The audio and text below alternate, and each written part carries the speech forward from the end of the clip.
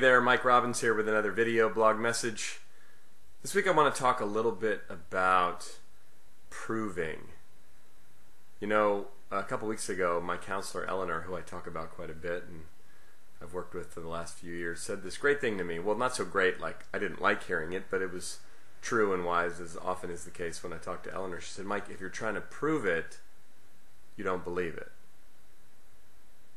And when she said that, I had that kind of hit in my gut, as I sometimes do when I'm talking to her, and that usually means she's touching on something important. And I started to think about some different aspects of my life where I find myself trying to prove myself to others, or even to myself.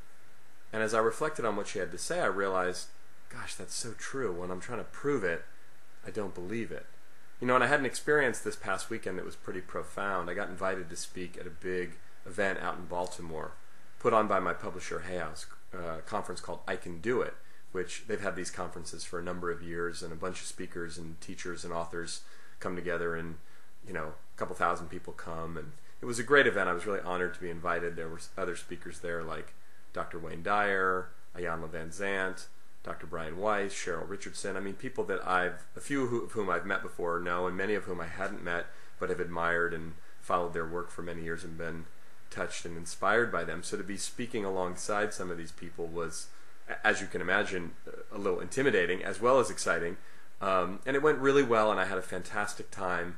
And I noticed as I was preparing for the event and even being at the event, just finding myself at times really kind of stepping into that space of wanting to prove myself, prove that I belong, prove that I'm good, prove that I have something of value to the people in the audience there, to the other speakers and authors there, to the publisher, to whoever, and then at other moments not feeling as though that was necessary, and noticing the difference between the two and just paying attention. And so much of growth, so much of life, so much of change ultimately is about our own awareness, noticing what we're doing, and then shifting in a way. As Eleanor likes to talk to me about, there's really kind of 4 steps to the change process. It's recognize, acknowledge, forgive, and change.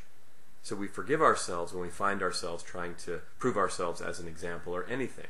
Recognize, acknowledge, forgive, and then the change happens kind of naturally. Unfortunately, many of us, myself included, often recognize, acknowledge, punish, and repeat.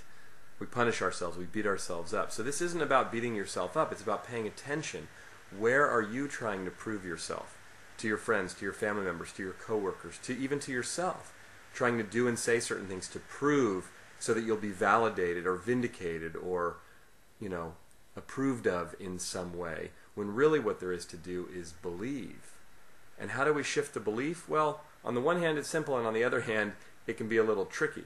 Shifting a belief is really going within ourselves, checking into what do I actually believe. One way you can look at what you believe is look at your life. There's a really powerful way for us to look at life from a metaphysical and ownership perspective, in that our beliefs create our reality, not the other way around. So that our beliefs really create the experience that we have. And if we go inside and work on changing our beliefs in a positive way, that once we believe something about ourselves, about life, about anything, we're no longer attached to needing to prove it to anyone, even to ourselves, because we know it to be true. Subtle, simple, not easy, as many important things in life are. Thanks for watching. Always good to connect with you. I look forward to the next time we get to connect.